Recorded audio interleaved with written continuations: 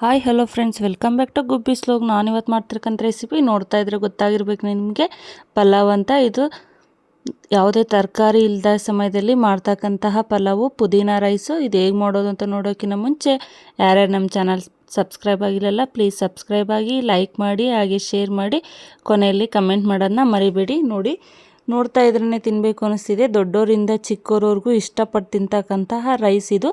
ಯಾರು ರೈಸ್ ಇಷ್ಟಪಡದೇ ಇರೋರು ಸತ ಇದನ್ನು ಮಾಡಿಕೊಟ್ರೆ ತಿಂದು ಖಾಲಿ ಮಾಡಿಬಿಡ್ತಾರೆ.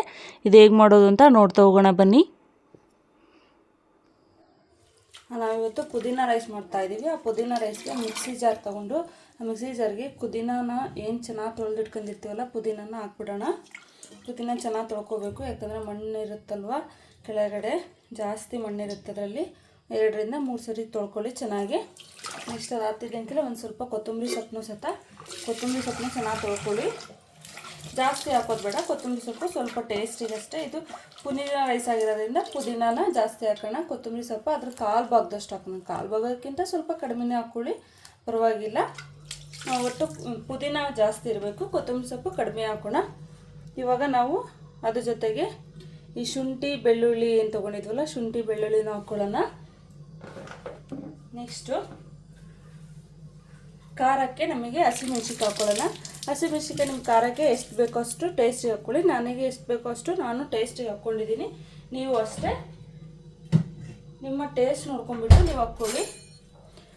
ಇದೆಲ್ಲ ಹಾಕ್ಕೊಂಡ್ಬಿಟ್ಟು ಸ್ವಲ್ಪ 1 ಸ್ಪೂನಷ್ಟು ಮೊಸರು ಹಾಕ್ಕೊಳ್ಳೋಣ. ಮೊಸರು ಹಾಕ್ಕೊಳ್ಳೋದು ಏನಕ್ಕಪ್ಪ ಅಂದರೆ ಗ್ರೀನ್ ಕಲರ್ ಆಗಿರುತ್ತೆ, ಅದು ಕಲರ್ ಚೇಂಜ್ ಆಗೋದಿಲ್ಲ ಅನ್ನೋ ಇದಕ್ಕೋಸ್ಕರ ಮೊಸರು ಹಾಕ್ಕೊಳ್ತಾ ಇದ್ದೀನಿ ನಾನು. ನೀವು ಅಷ್ಟೇ ಮೊಸರು ಹಾಕ್ಕೊಳ್ಳೋದಾದ್ರೆ ಹಾಕ್ಕೋಬೋದು, ಇಲ್ಲ ಸ್ಕಿಪ್ ಮಾಡ್ಕೊತೀವಿ.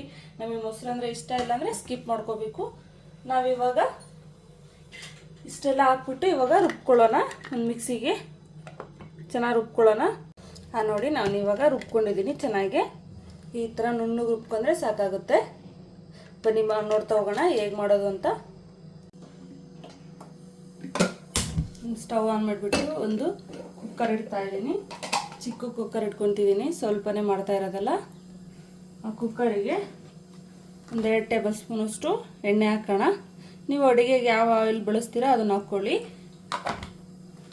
ಇದು ಅರ್ಜೆಂಟಿಗೆ ಬೇಗ ಆಗುತ್ತೆ. ಬೆಳಿಗ್ಗೆ ನಾವು ಲೇಟಾಗಿ ಎದ್ಬಿಡ್ತೀವಿ, ಮಕ್ಕಳು ಸ್ಕೂಲಿಗೆ ಕಳಿಸ್ಬೇಕಾಗಿರುತ್ತೆ, ಲಂಚ್ ಬಾಕ್ಸಿಗೆ ಏನಪ್ಪ ಕಳಿಸೋದು ಅಂತ ಯೋಚನೆ ಮಾಡ್ಬೇಕಾದ್ರೆ ನಮ್ಮ ಮನೇಲಿ ತರಕಾರಿನೂ ಇರಲ್ಲ, ತರಕಾರಿ ಎಲ್ಲ ಖಾಲಿಯಾಗಿರುತ್ತಲ್ಲ, ಆವಾಗ ದಿಢೀರಂತ ಮಾಡ್ಕೋಬೋದು.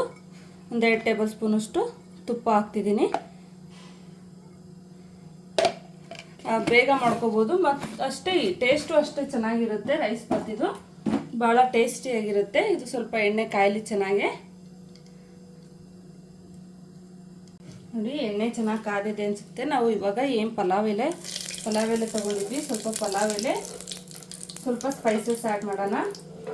1-2 ಇದ್ರ ಚಿಟಿಕೆಯಷ್ಟು ಚಕ್ಕೆ, 1 ಚಕ್ರದ ಮೊಗ್ಗು, 1 ಏಲಕ್ಕಿ, 3ರಿಂದ 4 ಲವಂಗ ಹಾಕ್ತಾಯಿದ್ದೀನಿ ನಾನು. ಸ್ವಲ್ಪ ಟೇಸ್ಟಿಗಷ್ಟೇ, ಮಸಾಲ ಟೇಸ್ಟಿಗೋಸ್ಕರ ಹಾಕ್ತಾಯಿದ್ದೀನಿ. ಅದೆಲ್ಲ ಹಾಕಿದ್ಮೇಲೆ ನೆಕ್ಸ್ಟು ಒಂದು ಉದ್ದುದ್ದ ಕಟ್ ಮಾಡ್ಕೊಂಡಿರೋತಕ್ಕಂಥದ್ದು ಈರುಳ್ಳಿ, 1 ಈರುಳ್ಳಿ ಹಾಕ್ತಾಯಿದ್ದೀನಿ, ಸಾಕಾಗುತ್ತೆ. ನೀವು ಜಾಸ್ತಿ ಕ್ವಾಂಟಿಟಿ ಮಾಡ್ತಿದ್ರೆ ಸ್ವಲ್ಪ ಜಾಸ್ತಿ ಹಾಕ್ಕೊಳ್ಳಿ, ಇಲ್ಲ ನಾನು ಸ್ವಲ್ಪ ಕ್ವಾಂಟಿಟಿ ಮಾಡ್ತಿದ್ದೀವಿ ಅಂದರೆ ಸ್ವಲ್ಪನೇ ಹಾಕ್ಕೊಳ್ಳಿ, ಸಾಕಾಗುತ್ತೆ.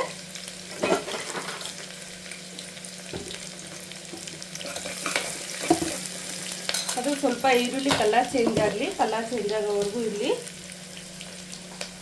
ಯಾಕಂದರೆ ಈರುಳ್ಳಿ ಕಲರ್ ಚೇಂಜ್ ಆದ್ರೆ ಟೇಸ್ಟ್ ಬರೋದು. ಯಾವುದೇ ರೈಸ್ ಬಾತ್ ಪುಲಾವ್ ಅಷ್ಟೇ ಸ್ವಲ್ಪ ಈರುಳ್ಳಿ ಕಲರ್ ಚೇಂಜ್ ಆಗಬೇಕು, ಆವಾಗ ರೈಸ್ ಬಾತ್ ಫುಲ್ ಟೇಸ್ಟ್ ಬರುತ್ತೆ. ಸ್ವಲ್ಪ 4ರಿಂದ 5ರಿಂದ 6 ಗೋಡಂಬಿ ಹಾಕ್ಕೊಳ್ತಾ ಇದ್ದೀನಿ ಜೊತೆಗೆ, ಯಾಕಂದರೆ ಟೇಸ್ಟ್ ಚೆನ್ನಾಗಿರಲಿ ಅಂತ ಹಾಕೊಳ್ತಿದ್ದೀನಿ. ಇಲ್ಲಾಂದರೆ ಸ್ಕಿಪ್ ಮಾಡ್ಕೊಳ್ಳಿ, ಪರವಾಗಿಲ್ಲ.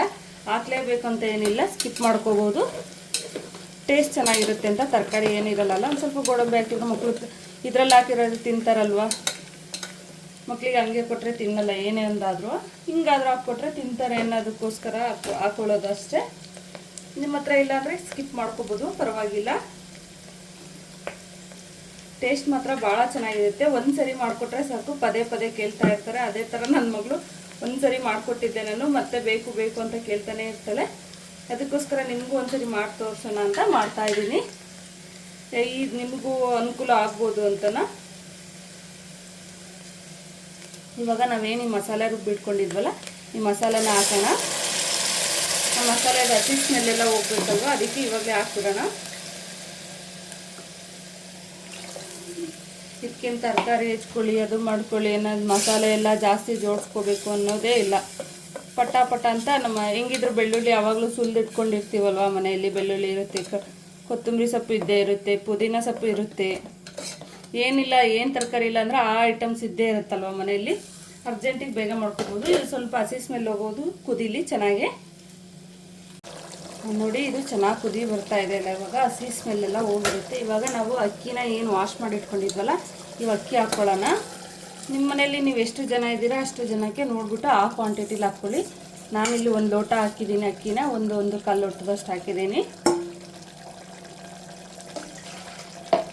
ಅದಕ್ಕೆ ಎಷ್ಟು ಬೇಕೋ ಅಷ್ಟು ನೀರು ಹಾಕ್ಕೊಳ್ಳೋಣ. ಅಕ್ಕಿ ಹಾಕಿದ ಮೇಲೆ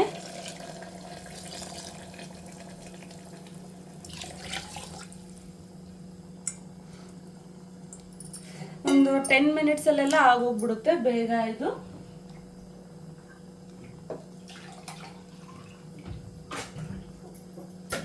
ಒಂದು 10 ಮಿನಿಟ್ಸು 15 ಮಿನಿಟ್ಸ್ ಬೇಕೇ ಇಲ್ಲ ಇದಕ್ಕೆ. ಒಂದು 10 ಮಿನಿಟ್ಸ್ ಆದರೆ ಸಾಕಾಗುತ್ತೆ, ಅಷ್ಟರೊಳಗೆಲ್ಲ ಆಗೋಗ್ಬಿಡುತ್ತೆ. ಈಗ ಇದು ನೀರು ಅದಕ್ಕೆ ಎಷ್ಟು ಬೇಕು ಅಷ್ಟು ನೀರು ಹಾಕೊಂಡಿದ್ದೀನಿ ನಾನು. ಅದು ಹಾಕೊಂಡ್ಮೇಲೆ ಇವಾಗ ಉಪ್ಪೊಂದು ಹಾಕಬೇಕು. ಉಪ್ಪು ಹಾಕ್ತೀನಿ ಇವಾಗ ನಾನು. ಉಪ್ಪು ನಿಮ್ಮ ಟೇಸ್ಟ್ ನೋಡ್ಕೊಂಬಿಟ್ಟು ಹಾಕ್ಕೊಳ್ಳಿ. ನಿಮಗೆ ಟೇಸ್ಟಿಗೆ ಎಷ್ಟು ಬೇಕು, ಒಬ್ಬರು ಕಡಿಮೆ ತಿಂತಾರೆ ಉಪ್ಪು, ಒಬ್ಬರು ಜಾಸ್ತಿ ತಿಂತಾರಲ್ವ, ಹಂಗಾಗಿ ನಿಮಗೆ ಟೇಸ್ಟಿಗೆ ಎಷ್ಟು ಬೇಕೋ ಅಷ್ಟು ನೋಡಿಬಿಟ್ಟು ಹಾಕ್ಕೊಳ್ಳಿ. ನಾನು ಅಷ್ಟೇ ಟೇಸ್ಟ್ ನೋಡೋ ಉಪ್ಪು ಹಾಕ್ಕೊಳ್ತೀನಿ. ಯಾಕಂದರೆ ಒಂದೊಂದು ಟೈಮ್ ಜಾಸ್ತಿ ಆಗಿಬಿಡುತ್ತೆ. ನಾನು ಉಪ್ಪು ಹಾಕೋದು ಜಾಸ್ತಿ, ಅದಕ್ಕೋಸ್ಕರ ಸ್ವಲ್ಪ ಕಡಿಮೆನೇ ಹಾಕಿರ್ತೀನಿ ಯಾವಾಗಲೂ ಉಪ್ಪು. ಆಮೇಲೆ ಟೇಸ್ಟ್ ನೋಡಿಬಿಟ್ಟೆ ಹಾಕ್ತೀನಿ.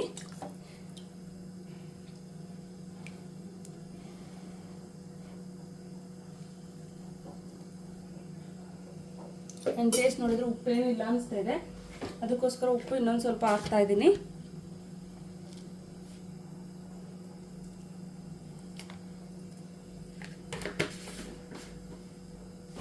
ಇನ್ನೊಂದು ಸ್ಪೂನ್ ಉಪ್ಪು ಹಾಕಿದ್ದೀನಿ. ಇವಾಗ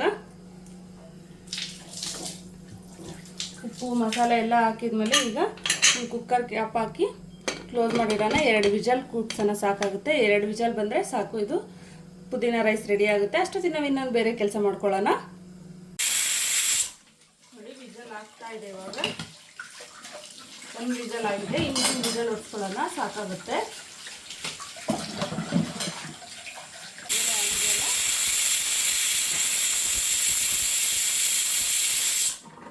ಈಗ 2 ವಿಜಲ್ ಆಗಿದೆ, ಆಫ್ ಮಾಡ್ಕೊಳ್ಳೋಣ, ಸಾಕಾಗುತ್ತೆ. ನೋಡಿ ಇವಾಗ 2 ವಿಜಲ್ ಆಗಿತ್ತಲ್ಲ, ಇದೆಲ್ಲ ಉಳಿದೋಗಿದೆ ವಿಜಲ್ದು. ತೆಗಿಯೋಣ. ಅದೇ ಎಷ್ಟು ಚೆನ್ನಾಗಾಗ್ತದೆ, ಸೂಪರಾಗಿದೆ ಅಲ್ಲ, ಗ್ರೀನಾಗಿ. ಅದನ್ನು ಒಂದ್ಸರಿ ಎಲ್ಲ ಮಿಕ್ಸ್ ಮಾಡಿಬಿಡೋಣ ನೀಟಾಗಿ. ಮೊಸರು ಹಾಕೋ ರೀಸನ್ನೇ ಇದು. ಈ ಗ್ರೀನ್ ಕಲರ್ ಏನಿದೆಯಲ್ಲ, ಈ ಕಲರ್ ಹೋಗ್ಬಾರ್ದು ಅನ್ನೋದಕ್ಕೋಸ್ಕರ ರುಬ್ಬೇಕಾರೆ ಮೊಸರು ಹಾಕ್ಕೊಳ್ಳೋದು. ಚೆನ್ನಾಗಿ ಮಿಕ್ಸ್ ಮಾಡ್ಕೊಳ್ಳಿ ಮೇಲಿಂದ ಕೆಳಗಡೆ, ಯಾಕಂದರೆ ಮಸಾಲೆ ಎಲ್ಲ ಮೇಲೆ ಇರುತ್ತಲ್ವ, ಕೆಳಗಡೆ ಅದಕ್ಕೆಲ್ಲ ಮಸಾಲೆ ಹೋಗ್ಬೇಕಲ್ಲ, ಅದಕ್ಕೋಸ್ಕರ ಚೆನ್ನಾಗಿ ಮಿಕ್ಸ್ ಮಾಡ್ಕೊಳ್ಳಿ ಒಂದು ಟೈಮು. ಟೇಸ್ಟು ಸಗದಾಗಿರುತ್ತೆ, ಗಮ್ ಅಂತ ಐತೆ ಸ್ಮೆಲ್. ನನಗೆ ನೋಡ್ತಾ ಇದ್ರೆ ತಿನ್ನಬೇಕು ಅನ್ನಿಸ್ತಾ ಇದೆ. ನೋಡಿ ಈಗ ಮಿಕ್ಸ್ ಆಗಿದೆ ಎಲ್ಲ ಚೆನ್ನಾಗಿ. ಈಗ ನಾವು ಒಂದು ಸರ್ವ್ ಮಾಡ್ಕೊಳ್ಳೋಣ ಇದನ್ನು. ನೋಡಿ ನಾವು ಸರ್ವ್ ಮಾಡ್ಕೊಂಡು ಪ್ಲೇಟ್ ತೊಗೊಂಡು ಒಂದು ಬಟ್ಲಿಗೆ ಹಾಕ್ಕೊಂಡ್ಬಿಟ್ಟು